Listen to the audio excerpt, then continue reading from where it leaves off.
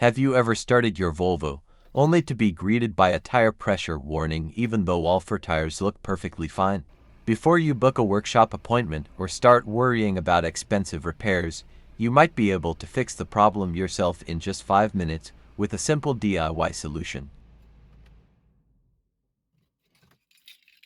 After the tire pressure warning appeared on the dashboard, my first thought was that I must have a puncture somewhere. So I got out, walked around the car, and inspected all four tires.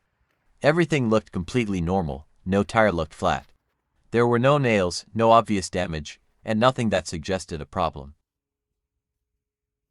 Instead of guessing, I decided to grab my trusty old air compressor and check the pressure properly.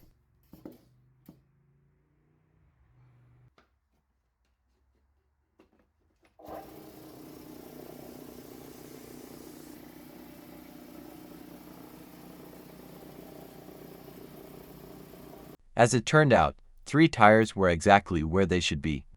The left rear tire, however, was just a little lower than the others. Not enough to notice by eye, but enough for the TPMS to detect it. I inflated that tire until it matched the recommended pressure of the others. The next step was to tell the car that the pressures had been corrected.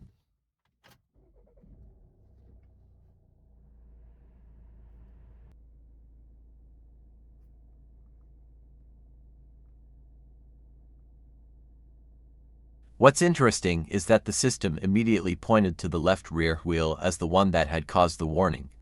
That confirmed what I'd just found with the pressure gauge. Once the calibration finished, the warning disappeared. To make sure the problem was really solved, I took the car for a normal drive. No warning came back. So in my case, the fix was incredibly simple. Check the tire pressures, bring them all to the correct level, and recalibrate the TPMS. The important lesson here is that you can't always judge tire pressure by looking at the tires. A tire can be low enough to trigger the warning while still looking perfectly normal.